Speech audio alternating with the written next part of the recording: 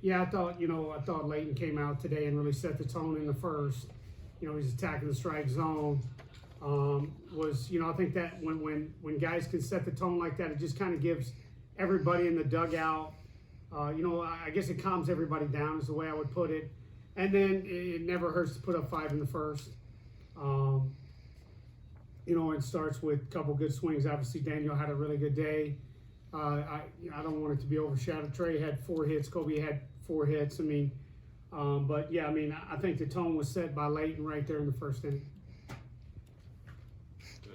Coach, I don't know if it's my imagination. I know it's easy to say when you score 21 runs, but you talked, before this game about adjustment. Once you're here to make some type of adjustment. It seemed like, and we saw with Daniel's 2 home runs, right center field, we saw other guys seem to at least attempt to go the other way more. Was that part of kind of what y'all worked on this week? Well, yeah, I think it's just, getting back to slowing down the game a little bit, to use that term that we use a lot, obviously, and home runs are going to happen when you're working in the middle of the field. Yeah, there's going to be the time when you get up there and you're sitting on a pitch and you pull it and you hit it over the lights, right? But at the end of the day, the majority of homers are going to come because you're working in the middle of the field and you react to the pitch. And we've worked a lot on that, this week, which was, as I've told people before, like this week was good for us. We needed the reset from an offensive standpoint. We were able to throw a lot of pitchers. Guys got live at bats, different things of that nature. Daniel, whenever you're going good, it seems like that's kind of what you're doing a lot of. Kind of what we saw today with some off-field home runs. Just kind of talk about that just a little bit and just getting that one off the bat there in that first inning to get you guys off to a good start. Sure, yeah. I mean, when it's going good for me, I'm trusting myself and not trying to pull the ball, which, when I'm trying to pull a fastball, I feel like I can't really react to off-speed very well. So, when I'm trying to back the fastball up and, hit it the other way, which I'm comfortable with, I feel like I can hit off-speed pretty well. And it's just trusting myself and trusting my body to, we take swings all the time. So, yeah. Like I said, 20 runs is a lot, too. When you have somebody like Trey kind of going neck and neck, was that kind of just a fun little sidebar for you guys? It is fun. It is fun. Yeah. Wes, what was it like to see the guys attacking it from the mound and the batter's box after a 3.5-hour delay? How did you guys deal with that? Yeah, I think that's just something that you get used to in our league, right? I mean, we played a lot of double headers. We've had some different start times. I think our guys are used to that. I don't think it helps that you got an older team when those situations come up. From the standpoint of, they understand that we can't control it. The last thing we wanted to do was start the game, play for an hour. I know it didn't start raining for a while, but lightning would have got us off the field probably about 1:10. And then the rain came through, and then we were able to play. So, our guys are. That's why your older guys can really help, and experience comes in. So I think they were ready. Olivia in the mic. Yeah. Leighton, Henry talked yesterday about how excited you were for this moment after your start against Army. So what was your mindset entering, and what was the moment like going off the mound? Just going up there and having fun, not trying to do too much, obviously with the rain delay, and, I feel like that, played a little part in, slowing it down, and I was able to, just hang out and get with the team and slow the game down. But, definitely after last year, I wanted a better start coming off of last year, but yeah, I was happy with it. Daniel, you can talk about your playing the outfield. You had a pretty outstanding catch. It looked like a few of you guys were battling the sun today. Is it just an odd time for a game, or was it just kind of a wicked sky there? The one that dropped right behind my head, and I did lose that one for a second. After that, I was just trying to get to the fence as fast as I could, with the wind blowing, to give myself a little bit extra time. No one in center helps a lot. He gives me call-outs, 3, 2, 1, getting to the fence. So, having someone like Nolan in center really helps that, too. And then just the tonic of blasting a 3-run home run right after that looked like you got it back for your team pretty fast. Yeah, that did feel good. Yeah, it did feel good. Jed Ashland here. Yeah, Coach, like Leighton mentioned, Army jumped out to a lead on y'all in Game 1 last year. Was it an extra point of emphasis to come out and try to jump on Binghamton early, or is that just how things went with Leighton setting the tone and then scoring 5 in the bottom of the first? Yeah, you're always trying to jump out there. I think that's where experience. We had a lot of guys last year that hadn't played in the postseason.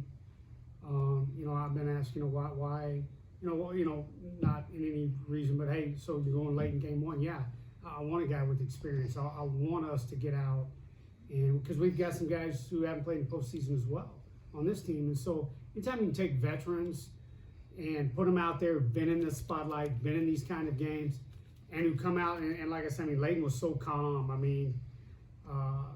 Calm, and he was poised and confident, and those things your players feed off that. I always laugh. People think momentum's just one push, right? It's not. It's a series of pushes that creates momentum, and Leighton gave us a good push right there to get the game started, and then the offense pushed again, and then you look up and now this ball's rolling, right, so to speak. So, but it's going to start with that first push, and Leighton, boy, he came out today and set the tone. And when you do that, as I've said today, relaxes your team and gives those hitters confidence. Like, hey, our guy on the mound, he's locked in. He's going to put up zeros. We got to get him across the plate. Coach, two different questions here. I guess first on Trey Phelps, got off to a slow start, kind of found himself a little bit, and of late he's just really been on fire. Just about him kind of slowing the game down a little bit and just kind of regaining some of that confidence. And second question, a little scared with Slate there, get hit on that hand or wrist or whatever it was. But it looks like he's going to be okay. Yeah, I'll start with Slate first. Yeah, as far as I know, he was in the training room, but obviously we just took him out just because precautionary and go ahead and start a little treatment. I'm sure he'll be a little sore tomorrow, but he should be fine. Yeah. He'll play. He's tough. He's going to play. Trey. Yeah, you go back to opening weekend at UNC Wilmington, and Trey probably would have had 3 home runs that weekend. We're playing in a big ballpark. The wind's blowing in 30. He flies out to the warning track 3 times. We're playing at Foley Field that weekend. That's 3 homers. Then he hit the injury bug, right? We had a hamstring. We had some other stuff. And I think all you're seeing right now is a healthy, confident Trey Phelps, which is good. We're excited it's happening right now. Yeah, there were times earlier in the year we could have used it, but yeah, he's who he is. He's healthy.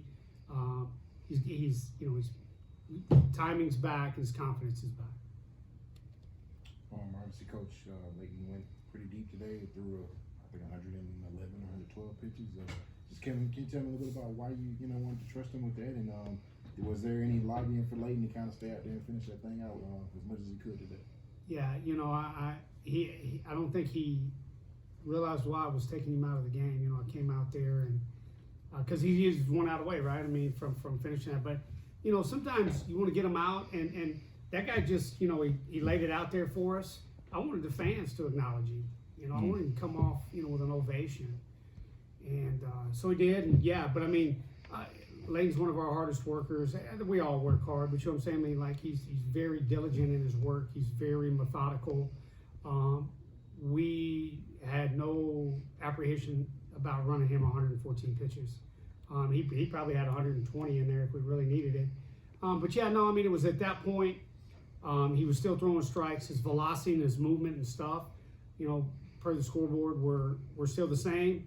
And yeah, so we were going to continue to go with it.